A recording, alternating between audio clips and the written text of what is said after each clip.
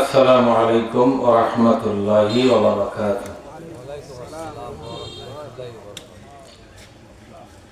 আউযু বিল্লাহি মিনাশ শাইতানির রাজীম। বিসমিল্লাহির রাহমানির রাহিম। আম হাসিবতুম আন তুতরাকু ولما يعلم الله الذين جاهدوا منكم ولم يتخذوا من دون الله ولا رسوله ولا المؤمنين وليجة الله خبير بما تعملون। আমরা আল্লাহর দরবারে শুকরিয়া আদায় করি, বলি আলহামদুলিল্লাহ। মুহাম্মদুর রাসূলুল্লাহ, সকলে বলি সাল্লাল্লাহু আলাইহি ওয়াসাল্লাম। সম্মানিত ভাইরা, আজকে বগুড়া জেলার দুপচাঁচিয়া উপজেলা লাফাপাড়া মন্ডলপাড়া জামে মসজিদের উদ্যোগে 5 জানুয়ারি 2026 ইশারে সওয়াব ও দোয়া মাহফিল সাথে তাফসীরুল কোরআন মাহফিল, আজকের এই সভার সভাপতিত্ব করছেন জনাব মোহাম্মদ আকবর আলী মন্ডল, সহ সভাপতি জনাব মোহাম্মদ শেখ সুজাউদ্দিন সাজু। সম্মানিত আমার পূর্ববর্তী বক্তাবৃন্দ, ওলামা হাজারাত, সুধী মণ্ডলী, দিনদার ইমানদার মুসলিম ভাইরা, আমার সম্মানিত মা বোনেরা, সকলের জন্য আমি আবারও সালাম জানাচ্ছি। আসসালামু আলাইকুম ওয়া রাহমাতুল্লাহ। আমরা ঠিক যেভাবে মানুষ প্রাইভেট পড়ে, আমরা কোরআন থেকে ঠিক সেভাবে আলোচনা করবো ইনশাআল্লাহ। সম্মানিত ভাইয়েরা, আমি আপনাদের সামনে পবিত্র কোরআনের 9 নম্বর সূরা, সূরা আত-তাওবা, সূরা আত-তাওবা, এখান থেকে 16 নম্বর একটি আয়াত আমি পড়ে শোনালাম।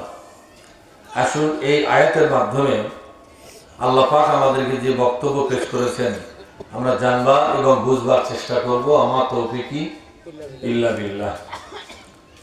আল্লাহ পাক বলছেন, আম হাসিবতুম। এই আয়াতটা নাযিল হলো কখন?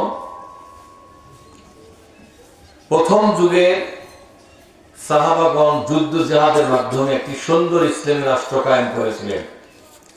বিশ্বনবীর সাথে সাথী হয়ে, বিশ্বনবীর ডাকে সাড়া দিয়ে যত রকমের বিপদ মুসিবত ত্যাগ স্বীকার করা প্রয়োজন, সব কিছু বিপদ মুসিবত সহ্য করে বিশ্বনবীর সাথে জিহাদ করে সুন্দর একটি ইসলামী রাষ্ট্র তারা কায়েম করতে পেরেছিলেন।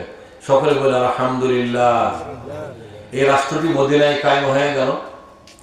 এই রাষ্ট্রের সুফল যখন মানুষ পাওয়া শুরু করলো, তখন বহু লোক দলে দলে ইসলাম কবুল করল এবং ইসলামের বিভিন্ন আনুষ্ঠানিক যে ইবাদত বন্দেগী আছে, যেমন নামাজ, রোজা, দান খয়রাত, এরপরে কিছু শারীরিক চিহ্ন, দাড়ি, টুপি, জুব্বা আছে না, এগুলা এই সব কিছুর মধ্যে একেবারে নিজেকে আত্মনিয়োগ করল।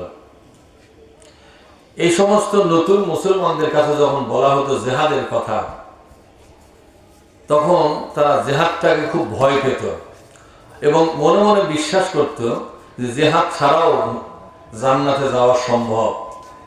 এই বিশ্বাসটা তারা করত, যার কারণে তারা জেহাদে তাদের তেমন আগ্রহ ছিল না। কথা বুঝতে পারছেন? জেহাদের আগ্রহ ছিল না। ঠিক সেই নতুন মুসলমানদের লক্ষ্য করে আল্লাহ তাআলা এই আয়াতটি নাযিল করেছেন। যারা বলেন সুবহানাল্লাহ। বর্তমান যারা দুনিয়াতে আমরা মুসলমান, তারা ইসলামের প্রথম যুগের মুসলমান কিন্তু আমরা নয়। ইসলামের প্রথম যুগের মুসলমানদের জীবনে হিজরত ছিল, জিহাদ ছিল, যুদ্ধ ছিল, তাদের দুনিয়ার বিভিন্ন সর্বনাশ ক্ষতি এটা হয়ে গেছে কাফেরদের দ্বারা। কিন্তু আমরা যারা পরবর্তী সময়কার মুসলমান, আমাদের ভাগ্যে নিজের বাড়িঘর ছেড়ে দিয়ে হিজরত করার কোনো পরিবেশ কিন্তু এখনো আসেনি বা করা লাগেও নেই।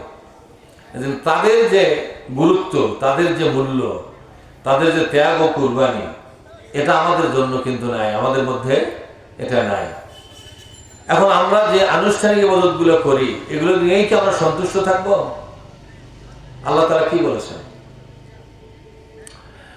আম হাসিবিতুম, তোমরা কি ধারণা করেছো, তোমরা কি মনে করেছো, আন তুতরাকু, তোমাদেরকে ছেড়ে দেওয়া হবে, ছাড়পত্র দেওয়া হবে, তোমাদেরকে কিয়ামতের ময়দানে আল্লাহর দরবারে ডেকে নিয়ে বলা হবে, ঠিক আছে যাও, তোমাদের জন্য জান্নাত, আর কোনো হিসাব তোমাদের লাগবে না। এরকম কি মনে করে বসে আছো নাকি? আল্লাহ পাক বলছেন, তোমরা কি করে ধারণা করলে যে আল্লাহ তোমাদেরকে ছেড়ে দিবে? নামাজ পড়েছো ভালো, রোজা করেছো ভালো, হজ করেছো ভালো, যেখানে আজকাল করেছো ভালো, দাড়ি টুপি জুব্বা সবই সুন্দর, হালাল খেয়েছো, হারাম থেকে বেঁচেছো, সব ঠিক আছে, এতটুকু ইবাদত বন্দেগী দিয়া পরকালে তোমাদেরকে ছাড় দেওয়া হবে না। তাহলে আরো কিছু ইবাদত এখনো বাকি আছে। সেটা কি? আল্লাহ পাক বলছেন, ওয়ালাম্মা ইয়ালামিল্লাহু আল্লাযীনা জাহাদু মিনকুম,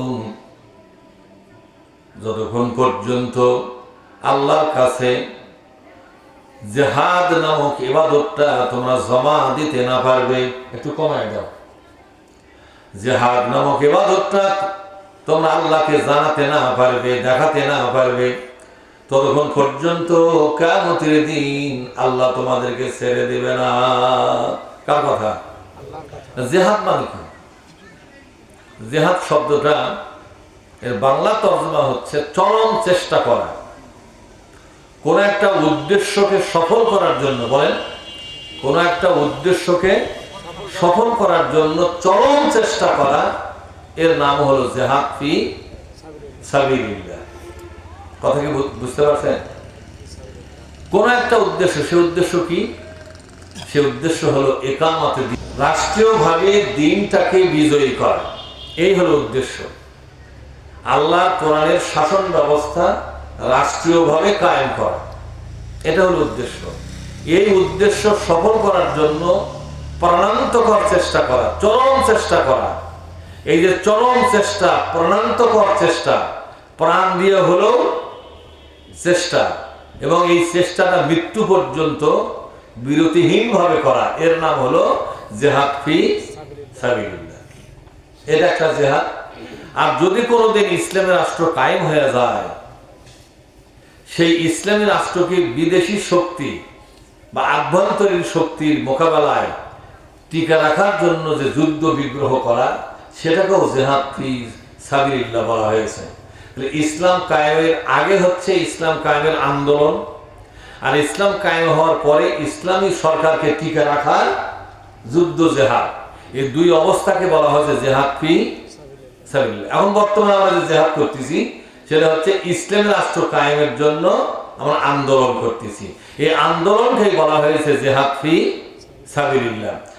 আল্লাহ পাক বুঝালেন, বান্দা, যতক্ষণ পর্যন্ত আমি আল্লাহর কাছে তোমরা জিহাদ করেছো এই আমলটা দেখাতে না পারবে, ততক্ষণ পর্যন্ত জান্নাতে যাওয়ার কোনো অনুমতি তোমাকে দেওয়া হবে না। কার কথা? আরেকটা আয়াত আল্লাহ বলেছেন সূরা বাকারা, সূরা আলে ইমরান, দুইটা সূরার মধ্যে দুইবার করে বলেছেন আল্লাহ তাআলা একই কথা। আম হাসিবিতুম আন তাদখুলুল জান্নাতা, তোমরা কি মনে করেছো তোমরা জান্নাতে যাবে? আর এখানে বলা হয়েছে তোমরা কি মনে করেছো তোমাদের ছাড় দেওয়া হবে, দায় মুক্ত করে দেওয়া হবে না? আর ওই আয়াতে বলা হয়েছে তোমরা কি মনে করেছো তোমরা জান্নাতে যাবে, এই হিসাব করে বসে আছো? না না। ওয়ালাম্মা ইয়ালামিল্লাহু আল্লাযীনা জাহাদু মিনকুম ওয়া ইয়ালামাস সাবিরিন, যতক্ষণ পর্যন্ত ইসলাম কায়েমের আন্দোলন না করবে, কিয়ামতের দিন জান্নাতে যাওয়ার কোনো অনুমতি দেওয়া হবে না। কার কথা? আল্লাহর কথা। সুবহানাল্লাহ বলবেন না? আল্লাহর কথা। আল্লাহ বলেছেন, ও বান্দা, তুমি আমাকে জিহাদ নামক আমলটা দেখাবে। তোমার আমলনামার ভিতরে জিহাদ করাটা যদি আমি দেখতে পাই, অন্য ইবাদতের সাথে এই জিহাদ থাকার কারণে আমি তোমাকে জান্নাতে যাওয়ার পারমিশন দিয়ে দেব। জিহাদ যদি না থাকে, ইসলামী আন্দোলন যদি না থাকে, ইসলামকে বিজয়ী করার আন্দোলন যদি করতে না পারো রে বান্দা, আমি আল্লাহ তোমাকে জান্নাতে যাওয়ার অনুমতি দেব না। কার কথা? বলুন, আল্লাহর কথা।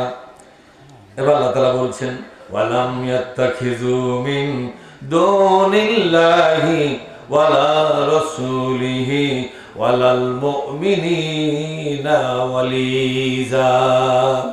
আল্লাহকে বাদ দিয়া, রাসূলকে বাদ দিয়া, ইমানদারদেরকে বাদ দিয়া দুনিয়ার অন্য কোন নেতাকে তুমি ধরেছো না ধরো নাই, এটা দেখাতে হবে আমাকে। যদি কারণ কোন মানুষের মধ্যে এই দৃশ্য দেখা যায়, লোকটা ইমানদার হওয়ার পরে, মুসলমান হওয়ার পরে দুনিয়ায় মানুষের আইনের পার্টির নেতাদের পিছনে রাজনীতি করেছে, মানুষের আইনের পার্টির নেতারা এই লোকটাকে ব্যবহার করেছে, কথা কি সহজ হলো না কঠিন হলো? মানুষের আইনের দল বাংলাদেশে আছে না নাই? কিছু দল আছে আল্লাহর আইনের দল, আবার কিছু আছে মানুষের আইনের দল। মানুষের আইনের পার্টি যারা করে, সেই পার্টি নেতাদের রাজনীতি যারা করে, কিয়ামতের দিন তাদের নাজাতটা বাতিল হয়ে গেল। কার কথা? দেখছেন কত বড় কথা। এই আয়াতগুলা ইসলাম বিরোধী নেতারা বলতে দেয় না। কেন বলতে দেয় না বলেন তো? এই আয়াতটা যদি ভালোভাবে মানুষকে বোঝানো হয়, কোন মানুষ আর তাদের পিছনে রাজনীতি করবে না। যখন করবে নাকি? কোন মানুষই পরকাল জলাঞ্জলি দিয়ে রাজনীতি কিন্তু করবে না। যখন করবে নাকি? কোন মানুষই তা করবে না। পরকাল রক্ষা করে যদি রাজনীতি করা যায় তাহলে করবে। কিন্তু আল্লাহ এখানে কি বললেন? তোমরা যদি আল্লাহ, রাসূল এবং ইমানদারদেরকে বাদ দিয়া মানুষের আইনের দলের নেতার পেছনে যদি রাজনীতি করো, কিয়ামতের দিন আল্লাহর দরবারে তোমাদের নাজাতটা বাতিল হয়ে গেল। কি হয়ে গেল? আর কোনদিন নাজাত হবে না। নামাজ, রোজা, হজ, যাকাত, কলেমা যাই কিছু থাক না কেন, সব শুদ্ধ বাতিল হয়ে গেল। তোমাদের জীবন শেষ হয়ে গেল, ব্যর্থ হয়ে গেল। সুতরাং এখনই সাবধান হও, যদি পরকালে আল্লাহর বিচার থেকে বাঁচতে চাও। ভাইরা আমার, আল্লাহু খবীরুম বিমা তা'মালুন। আজ থেকে যে কাজটা তুমি করবে, তোমার প্রত্যেকটা কাজ আল্লাহ নজরদারি করবে। সুবহানাল্লাহ। তুমি কার পিছনে ঘোরো, কার রাজনীতি করো, এরা নজরদারি কে করবে? আল্লাহ পাক করবে।